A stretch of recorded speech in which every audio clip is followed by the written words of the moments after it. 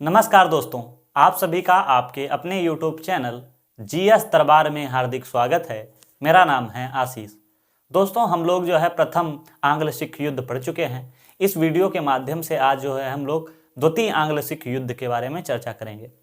द्वितीय आंग्ल सिख युद्ध को पढ़ने से पहले हम लोग जो है प्रथम आंग्ल सिख युद्ध के बारे में रिवाइज कर लेते हैं।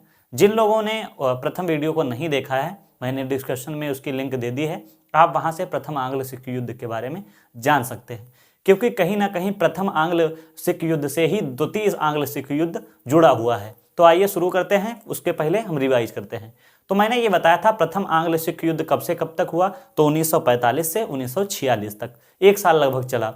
इसमें मुख्य मुख्य युद्ध कौन कौन से हुए हैं तो वो आपको याद रखना है। तो कौन कौन से मुख्य युद्ध हुए तो आपको क्रम से याद रखना है। पहला मुदकी का युद्ध, दूसरा कौन सा बताएं, हाँ, फिरोजपुर का युद्ध, तीसरा आलीवाल का युद्ध, चौथा भद्दोवाल का वो युद्ध, और इसके बाद पांचवा एक युद्ध हुआ था सावराव का युद्ध, जो निर्णायक सिद्ध हुआ था। जो चार ये युद्ध हुए इसमें वो तो निर्णायक सिद्ध हुए थे। पांचवा सावराव का युद्ध निर्णायक सिद्ध हुआ। कब हुआ था तो 10 फरवरी 1846 को। इसके बाद में इसमें एक संधि होती है, कौन सी, लाहौर की संधि, शाबाश। इसके अलावा फिर एक और संधि होती है थोड़े दिन बाद, वो कौन सी, भद्दोवाल की संधि। वो कब होती है तो लाहौर की संधि कब होती है पहले ये बताएं, ठीक है, 9 मार्च 1846 को। और भद्दोवाल की संधि कब होती है 22 दिसंबर 1846 को। इतना मोटा मोटा आंकड़ा इसमें याद रखना है। और साथ ही साथ ये भी याद रखना है इस समय गवर्नर कौन था तो लॉर्ड हार्डिंग था। और इस समय जो द्वितीय कह सकते हो युद्ध होगा इसमें गवर्नर चेंज हो जाएगा। तो इतना पॉइंट याद रखना है। और इसके अलावा अगर आप परिणाम को याद रखें तो आप सभी को पता था कि जो महारानी थी उनको जो है कह सकते हो 1.5 लाख रुपया महीना 1.5 लाख रुपया वार्षिक देकर जो है ना बनारस भेज दिया गया था कि आपको 1.5 लाख रुपया मिला करेंगे वार्षिक, और बनारस में आप रहिए, आपको सत्ता से कोई मतलब नहीं है। इस तरीके से प्रथम आंग्ल सिख युद्ध हुआ था। आज इस वीडियो के माध्यम से द्वितीय आंग्ल सिख युद्ध के बारे में चर्चा करेंगे। तो आप सब हेडिंग डाल लें, द्वितीय आंग्ल सिख युद्ध। द्वितीय आंग्ल सिख युद्ध कब से कब तक तो 1848 से 1849 तक। अब देखो, सबसे पहले बात आती है कि जो द्वितीय आंग्ल सिख युद्ध है उसके कारण क्या रहे। तो आइए बात करते हैं कारण की। कारण तो देखो, उस समय अब गवर्नर बन के आ गया है, यहां पे मैं गवर्नर लिख देता हूं। इस समय गवर्नर कौन हो गया है, गवर्नर लॉर्ड हार्डिंग, नहीं sorry, Lord Dalhousie, Lord Dalhousie. प्रथम युद्ध में जो है हार्डिंग था और इसमें जो है लॉर्ड डलहौजी बन के आ गया। कारण क्या था, देखो महारानी को कहा गया था कि आप जो जिंदा बेगम थी महारानी, उनको कहा गया था कि आप बनारस में रहेंगी और आपको प्रत्येक साल जो है 1.5 लाख रुपए दे दिया जाया करेंगे। अब इनके जो 1.5 लाख रुपए थे वो घटाकर कितने कर दिए गए, 48,000 रुपये कर दिए गए। 48,000 रुपये प्रतिवर्ष। किसको तो रानी जिंदल को,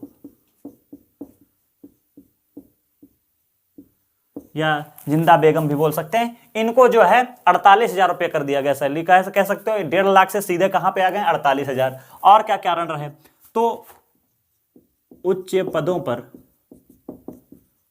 अंग्रेजों की नियुक्ति, अंग्रेजों की नियुक्ति। अभी तक क्या था कि उच्च पदों पर तो यहाँ पे सिख वाला क्षेत्र था तो सिख ही लोग बैठते थे चाहे कोई भी पद हो। और उसके बाद में लाहौर में, अब आपने पिछले वीडियो में पढ़ा था कि एक संधि हुई थी लाहौर की संधि, उसमें ये कहा गया था कि जो एक प्रेसिडेंसी ब्रिटिश की रहेगी कहाँ पे, लाहौर में, और वहाँ पे हेनरी लॉरेंस रहेंगे। अब हेनरी लॉरेंस वहाँ पे रहते रहते पूरा पद ही सिस्टम चेंज कर दिया, कहा अब उच्च पदों पे कौन रहेंगे, अंग्रेज रहेंगे। तो इसके कारण और क्या हुआ, एक सैनिकों में कमी, सैनिकों में कमी। देखो, रणजीत सिंह की सेना बहुत ही विशाल थी और जब लाहौर की संधि हुई थी उसी में पहले बार 10,000 जो है पैदल सैनिक कम कर दिए गए थे, 12,000 घुड़सवार कम कर दिए गए थे लाहौर की संधि के द्वारा। अब इसमें भी, अब इस समय जब 1848 का समय चल रहा है तो उसमें भी लगभग में 10,000 सैनिक और कम कर दिए गए। 10,000 सैनिक और कम कर दिए गए। इसके बाद में क्या होता है, 10,000 सैनिक तो इसमें कम हो गया, तो वहां के लोग नाराज थे। और क्या था, मूलराज का त्यागपत्र। अब मूलराज का त्यागपत्र क्या है, तो ये मूलराज जो है मुल्तान के गवर्नर थे, मुल्तान के गवर्नर। मूलराज जो है मुल्तान के गवर्नर थे और इनसे कहा गया कि आप पे टैक्स बढ़ेगा, आप हमें 20 लाख रुपए प्रति साल दिया करेंगे और टैक्स बढ़ा के 40% आप पे कर दिया जाएगा। तो इससे जो है मूलराज नाराज हो गए और मूलराज ने अपने गवर्नर पद से त्याग पत्र दे दिया और मूलराज के स्थान पे कहान सिंह को जो है बना दिया गया कि अब तुम जो है मुल्तान के गवर्नर रहोगे। ये बात मुल्तान को नाराज कह सकते हो बुरी लगी, फिर उधर युद्ध शुरू हो जाता है। तो ये सब कारण रहे किसके, द्वितीय आंग्ल सिख युद्ध के। और इसके अलावा एक युद्ध कारण और भी कह सकते हो, डलहौजी की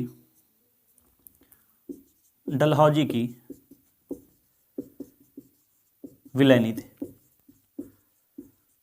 नीति या विस्तार नीति कह सकते हो, क्योंकि लॉर्ड डलहौजी के बारे में आपने कायदे से पढ़ा है कि लॉर्ड डलहौजी ने हड़प नीति या विलय नीति शुरू कर दी थी। तो वो हमेशा साम्राज्य विस्तार पे ज्यादा ध्यान दे रहा था। तो वो सोच रहा था जल्दी से जल्दी हम पंजाब को अपने ब्रिटिश साम्राज्य में मिला लें। इसके चलते ये युद्ध की संभावना बन गई। सब जो है कह सकते हो पंजाब के सिखों के खिलाफ हो गया। इधर जो महारानी थी उनकी भी पेंशन कम हो गई है, उच्च पदों पर नियुक्ति अंग्रेजों की ज्यादा हो गई है, सैनिक जो थे उनकी भी कमी आ गई है। मूलराज जो मुल्तान के गवर्नर थे उनके स्थान पर कहन सिंह को बैठा दिया गया, क्योंकि मूलराज से कहा गया था कि हमको टैक्स से ज्यादा दो, 20 लाख रुपए और दीजिए। और डलहौजी तो आप सभी को पता ही है कि विलय नीति के कारण जो है कह सकते हो फेमस हो गया। तो इसके चलते ये सब जो है इसके कारण थे प्रथम आंग्ल सिख युद्ध के। अब कौन कौन से युद्ध होते हैं यहीं पे चलो लिख लेते हैं, चलो यहीं पे लिख लेते हैं युद्ध कौन कौन से हुए। एक ही स्थान पे पूरा लिख लेते हैं, जैसे कि बाद में आपको समझाते हुए थोड़ा आसानी रहेगी। युद्ध कौन कौन से हुए, तो एक रामनगर का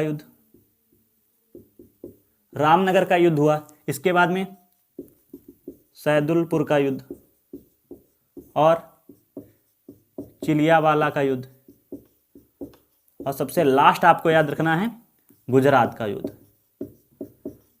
युद्ध, जिसे तोपों का युद्ध भी कहा जाता है। अब देखो इनका कभी कभी सन भी याद रख लेना है, क्योंकि हो सकता है कभी भी सन एक तरफ जो है अच्छे कैसे पीसीएस वगैरह में क्या होता है कि एक तरफ इधर युद्ध दे देते हैं, उधर एक तरफ सन दे देते हैं, इनमें से कौन से सुमेचित है, सुमेचित नहीं है, सुमेचित कीजिए, इस तरीके से बनते हैं। तो देखो रामनगर का युद्ध हुआ था 22 नवंबर 1848 को। इसके अलावा सैदुलपुर का युद्ध ये हुआ था 13 दिसंबर 1848। इसके अलावा जो शायद इधर दिख रहा होगा, हम इधर यहाँ पे लिख दे रहे हैं। इसके अलावा चिलियावाला का युद्ध, ये चिलियावाला का युद्ध जो है 13 जनवरी 1849 को। और इसके अलावा गुजरात या तोपों का युद्ध भी इसे कहा जाता है, तोपों का युद्ध। ये कब हुआ, तो ये हुआ 21 फरवरी 1849 को। तो ये 4 मुख्य युद्ध हुए थे। रामनगर का युद्ध और सैदुलपुर का युद्ध ये ज्यादा निर्णायक साबित नहीं हुए। चिलियावाला का युद्ध और कह सकते हो गुजरात का ये जो है बहुत ही मुख्य युद्ध हुए। और देखो इसमें जो चिलियावाला युद्ध हुआ था ये झेलम नदी के किनारे हुआ था, और ये जो तीनों युद्ध हुए हैं ये चिनाब नदी के किनारे, ये और इसके बाद में ये किस नदी के किनारे, तो झेलम नदी के किनारे, चिनाब नदी के किनारे, ये चिनाब नदी के किनारे युद्ध हुए थे। एक चीज में और याद रख सकते हो कि देखो इन दो युद्धों में ये जो रामनगर का था, चिलियावाला, इन युद्धों में कौन था, तो उधर से जो चार्ल्स गाफ ये पूरी अध्यक्षता कर रहा था। लेकिन जो गुजरात वाला युद्ध हुआ था इसमें अध्यक्षता किसने की थी, नेपियर ने। इतना ये युद्ध के बारे में जानना है। ये तो युद्ध हुए। इसके अलावा आप क्या होता है, परिणाम क्या रहे, परिणाम ये होता है कि लगभग में आता है समय 22 दिसंबर 1849 का। 22 दिसंबर नहीं, 22 मार्च होगा ये। 22 मार्च 1849 का समय आता है जब पंजाब का विलय हो जाता है,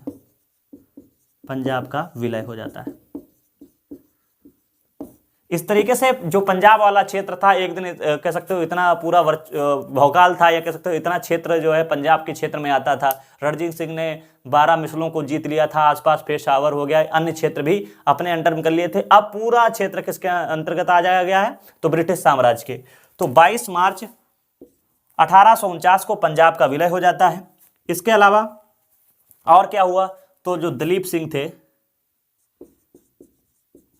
दिलीप सिंह को कहां भेज दिया जाता है, इंग्लैंड भेज दिया जाता है, और कहा कि आपको 5 लाख रुपए वार्षिक मिला करेंगे। और जो कह सकते हो दिलीप सिंह का संरक्षक एक बनाया जाता है व्यक्ति, संरक्षक कौन था, डॉक्टर लैगून को जो है संरक्षक बना दिया जाता है। और इसके बाद में इनके संपर्क में आते ही थोड़े दिन बाद दिलीप सिंह ईसाई धर्म अपना लेते हैं। ईसाई धर्म कब, 1843 में। 1843 में दिलीप सिंह जो है ईसाई धर्म अपना लेते हैं। जब पुनः इंग्लैंड से पढ़कर आते हैं तो फिर ये जो है अपना कहते हैं सिख धर्म अपना लेते हैं। इसके अलावा और क्या हुआ, ये तो 1849 में 22 मार्च 1849 को पंजाब का विलय हो जाता है। और इसमें कह सकते हो 3 सदस्यों की एक समिति बनाई जाती है, 3 सदस्य समिति। पंजाब को चलाने के लिए 3 सदस्यों की समिति बनाई जाती है, जिसमें कौन कौन से मेन नाम हैं, तो हेनरी लॉरेंस, जॉन लॉरेंस और लास्ट में चार्ल्स मैसन। अब कभी कभी पूछ लिया जाता है कि हेनरी लॉरेंस को कौन सा काम दिया गया था, जॉन लॉरेंस को कौन सा काम दिया गया था, चार्ल्स मैसन को कौन सा काम दिया गया था। तो देखो, जो हेनरी लॉरेंस था इसको प्रशासनिक काम दिए गए थे। इसके अलावा चार्ल्स लॉरेंस को भू राजस्व वाला क्षेत्र दिया गया था।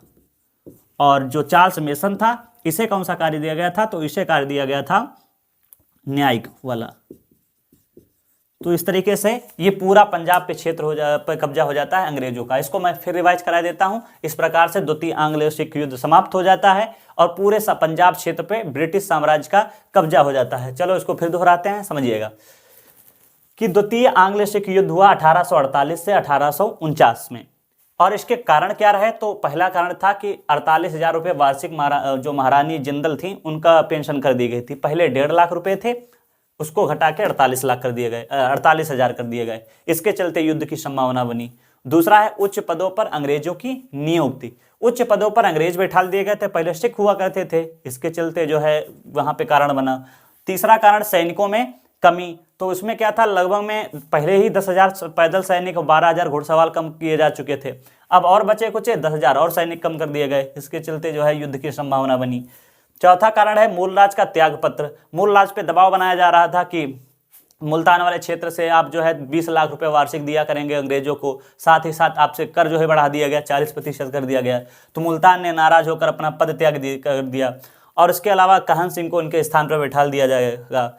और अभी आगे क्या होगा, परिणाम में एक पॉइंट ये भी याद रख सकते हो कि मूलराज को मृत्युदंड भी दे दिया जाता है। मूलराज को मृत्युदंड इसलिए दे दिया जाता है क्योंकि देखो मूलराज बहुत उस समय विद्रोही हो जाता है, तो अंग्रेज लोग 2 इंग्लिश कह सकते हो लोग थे और कहन सिंह को भेजते हैं जाओ लड़ो जाके। उसमें मूलराज जो है दोनों अंग्रेजों की हत्या कर देता है, जिसके चलते जब युद्ध जीतते हैं उसके बाद मूलराज को मृत्युदंड दे दिया जाता है। और इसके अलावा 5वां पॉइंट क्या था, डलहौजी की विलय नीति। इसमें क्या था, डलहौजी तो पहले साम्राज्य विस्तार के लिए फेमस था, तो उसने जो है ये चाहता था कि जल्दी से जल्दी हम पंजाब को अपने कब्जे में कर लें। इसके अलावा इसमें युद्ध कौन कौन से हुए, तो रामनगर का युद्ध, सैदुलपुर का युद्ध, चिलियावाला का युद्ध और गुजरात का युद्ध। इसमें युद्ध का समय पूछ लिया जाता है, तो 22 नवंबर 1848 को रामनगर का युद्ध हुआ। सैदुलपुर का युद्ध 13 दिसंबर 1848 को हुआ। इसी प्रकार से चिलियावाला का 13 जनवरी 1849 को, और गुजरात या तोपों का युद्ध जो है 21 फरवरी 1849 को होता है। ये बहुत ज़्यादा पूछा गया है। किस नदी के किनारे हुआ है, तो हम बताएंगे चिनाब नदी के किनारे। इसमें जो चिलियावाला युद्ध था वो झेलम नदी के किनारे हुआ था। इसके अलावा रामनगर सैदुलपुर की जो कह सकते हैं अंग्रेजों की अध्यक्षता सैनिक की थी वो चार्ल्स गॉफ ने की थी। और इधर जो गुजरात वाला युद्ध हुआ था इसमें नेपियर ने पूरी अध्यक्षता की थी युद्ध की। इसके बाद में युद्ध जीत लेते हैं और फिर परिणाम इसके बारे में चर्चा करें तो 22 मार्च 1849 को पंजाब का विलय कर लिया जाता है ब्रिटिश साम्राज्य में। इसमें दिलीप सिंह को इंग्लैंड भेज दिया जाता है और 5 लाख रुपए वार्षिक पर। इसके अलावा संरक्षक बनाया जाता है डॉक्टर लेगूम का इनको, और थोड़े दिन बाद इनके संपर्क में आके दिलीप सिंह जो है 1843 में जो है ईसाई धर्म अपना लेते हैं, लेकिन जब पुनः ये भारत लौट के आते हैं तो पुनः सिख धर्म अपना लेते हैं। और परिणाम में आपको याद रखना है मूलराज को मृत्युदंड दे दिया जाता है। और एक परिणाम और आप याद रख सकते हैं कि रणजीत सिंह को जो शाह शुजा ने जो है कोहनूर हीरा दिया था। कोहनूर हीरा का सिस्टम यह है कि आप सभी को पता है नादिर शाह यहाँ से जीत ले गया था और नादिर शाह का ही पोता था जिसका नाम आप सभी को पता होगा शाह शुजा था, और शाह शुजा ने रणजीत सिंह को दिया था। तब से रणजीत सिंह के शासनकाल में था और उसको जो है रणजीत सिंह का जो कोहनूर हीरा था वो कहाँ चला गया है, ब्रिटेन चला गया है। और कौन लेके चला गया, तो डलहौजी लेके चला गया, तो ये कोहनूर हीरा पहुँच जाता है ब्रिटेन। इसके अलावा पंजाब को चलाने के लिए, पंजाब की सत्ता को चलाने के लिए 3 सदस्यों की समिति गठित की जाती है। हेनरी लॉरेंस को इसमें प्रशासनिक विभाग पूरा दिया जाता है, जॉन लॉरेंस को भू राजस्व पूरा विभाग दिया जाता है और चार्ल्स मैसन को न्यायिक वाला पूरा विभाग क्षेत्र दिया जाता है। इस प्रकार से पूरा पंजाब जो है अंग्रेजों के कब्जे में आ जाता है। आप सभी को ये वीडियो कैसा लगा है कमेंट करके जरूर बताएं, और यदि वीडियो अच्छा लगा है तो लाइक करना बिल्कुल ना भूलें। धन्यवाद।